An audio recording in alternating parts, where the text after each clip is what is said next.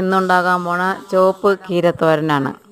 അതിലിട്ട സാധനം ചക്കക്കുരു ഇട്ട് തിളച്ചതിന് ശേഷം കീരയിടും.